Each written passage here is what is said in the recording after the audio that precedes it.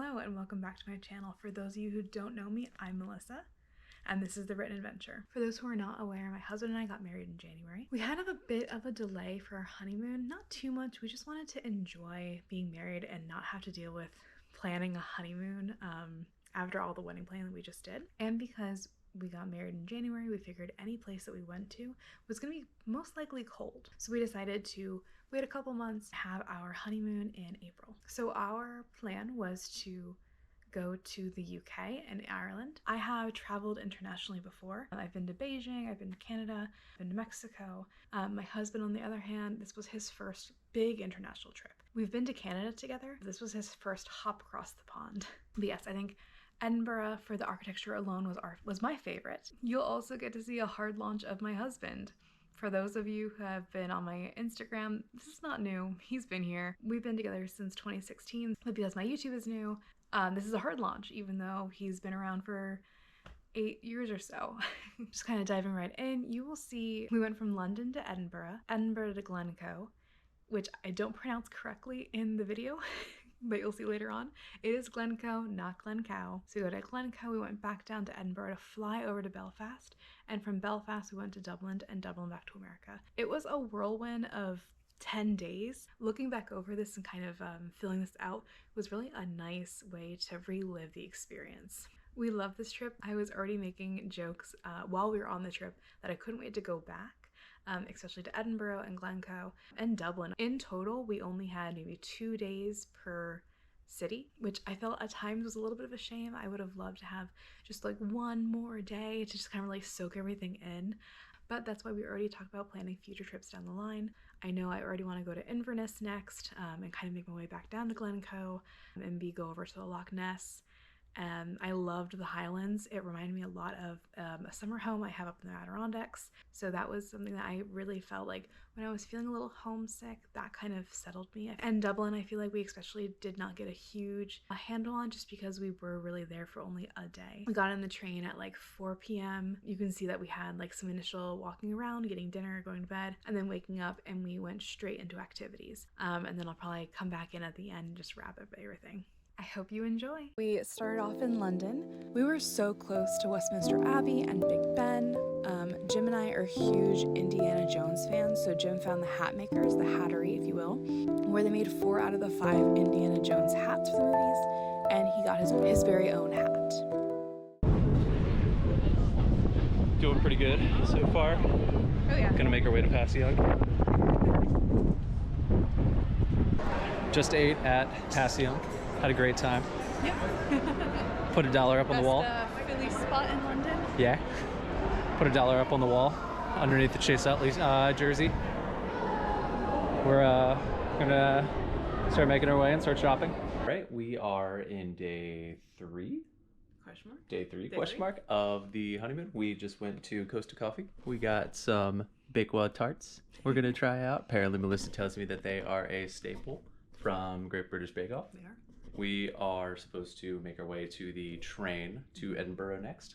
Melissa's already been scoping out some restaurants, bars, and spooky places for us to go to.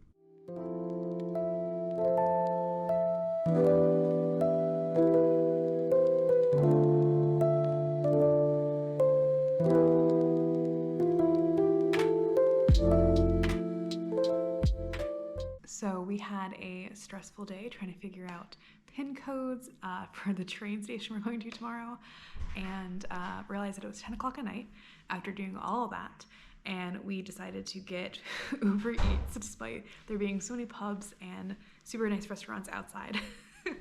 We got our pajamas on, we are ready to eat Five Guys. We needed comfort food. We needed comfort food, so here we are. All right, we are in Edinburgh day 2. We are gonna head off to Alnwick Castle and see the Poison Gardens, just kind of like explore the grounds and see a bunch of the history that they have there. So, gonna grab some coffee, gonna go to the train station and head out.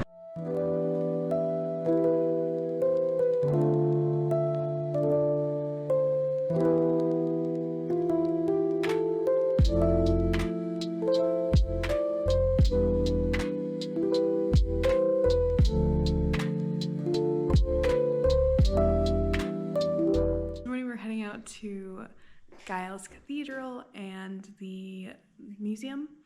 And then we're gonna come back here and do some laundry because we have the capability to do that here. And we're doing an underground walking tour. Hi. Hey, where are we going next? Next, I'm putting suntan lotion on my face because my skin burns very easily. As our buddy from Alma Castle says, I have the complexion of Casper the Friendly Ghost. Next, we are going to a coffee shop, and then Called the Milkman. The Milkman, and then we are going to the National Museum of Scotland, and then we are doing our spooky underground tour. Mm-hmm. We are also going to, or no, we already did. We got souvenirs for our family. We got some cool prints for our own apartment too. Super excited. I got a blackbird and a fox print, and then one of the closes, which is like an alleyway in Edinburgh.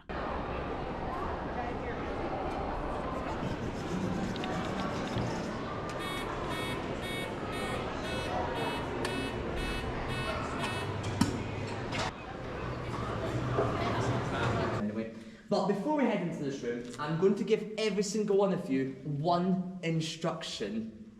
Do not go inside the stone circle. It is our last day in Edinburgh. We are heading out, we're packing our stuff up, and we're gonna head out to the airport to get one of the cars, and then we're gonna drive all the way up to Glencoe, not quite sure on the pronunciation. And then we're gonna go to the kind of isolated wooden cabins. Really loved Edinburgh, would love to come back in the next couple of years. So many things that we didn't get to do that we want to still do. We are on our way to Stirling Castle first, and then we're gonna go to Glencoe next. Jim is driving. I feel like everything I'm doing is wrong and it's a little terrifying, but the countryside's very nice. Stirling Castle, take a little break. Got 21 miles to go. Yeah, hopefully I remember to stay in the left lane wherever I go.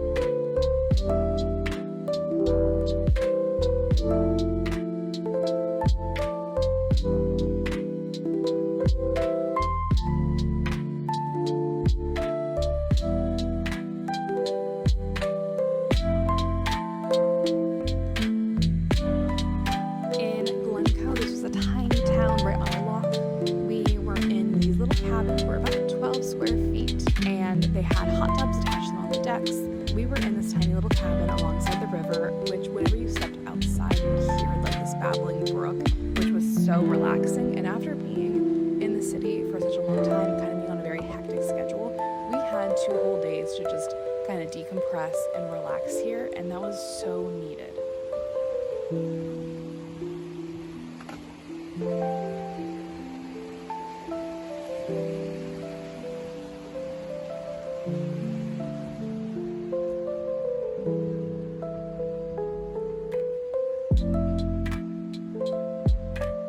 Had a very, very good granola and yogurt parfait.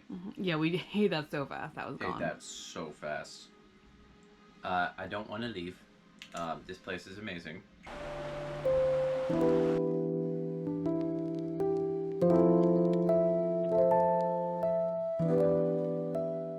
We just got into Belfast after coming back from the Woodland River Lodge Glencoe Riverbed. The Glencoe Riverbed. No, Woodlands. Woodlands Glencoe Riverbeds. Woodlands Glencoe Riverbeds. Yep. Which was fantastic.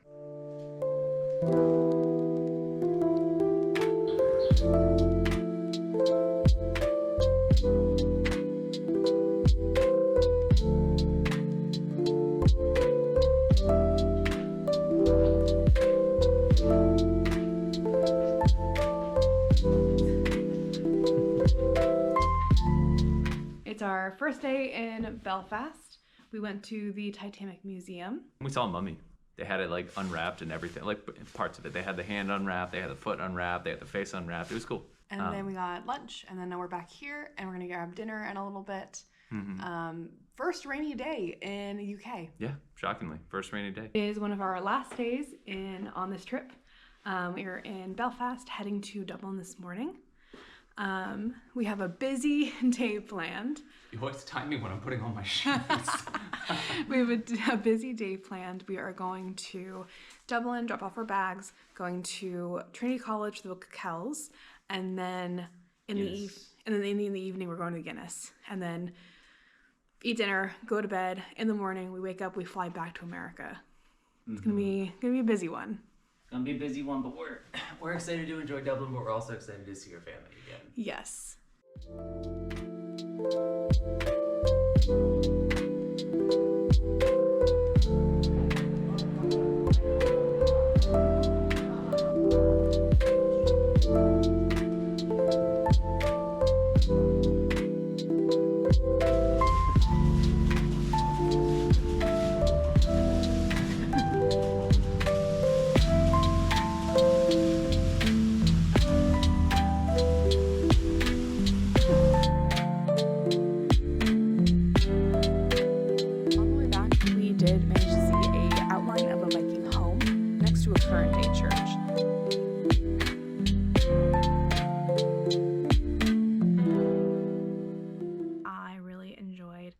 Edinburgh.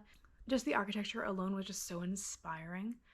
We were in a great location for a majority of the places on our trip, and I think you can kind of see that we were just walking around, soaking everything in. The one thing I wish that I had done, I could tell that there was some sort of story ideas that were brewing as I was on this trip, and I really wish I had brought a writing journal with me. I brought my regular journal just to be able to document the trip. I do have a fantasy that I was working on for a little bit called War Fantasy that I feel like I can take some of the architecture from Edinburgh and London especially, and kind of weave that into the plot a little bit more. So I'll be interested to see what that looks like when I work on it down the line. At one point my phone did almost die. In Glencoe we had a hot tub, and my phone got a little too close to the hot tub, and it almost did not hold a charge anymore. Somehow miraculously we fixed it. Which was a little scary because my phone was the only phone that had an international plan. Had it not worked out, it would have been a struggle because I was the navigator for getting us to place to place to place, and I had all the tickets on my phone. So in the future, I think I'll be keeping my phone quite a ways away from any water sources. Since there's potential that we might come back to a variety of these places down the road, would love to hear if anyone has any suggestions on where to go next. I definitely feel like we're gonna go back to Edinburgh, we're definitely gonna go back to Glencoe, and definitely back to Dublin. So would love to hear anything that we missed that you would suggest that we do if you've been here before. All right, bye guys.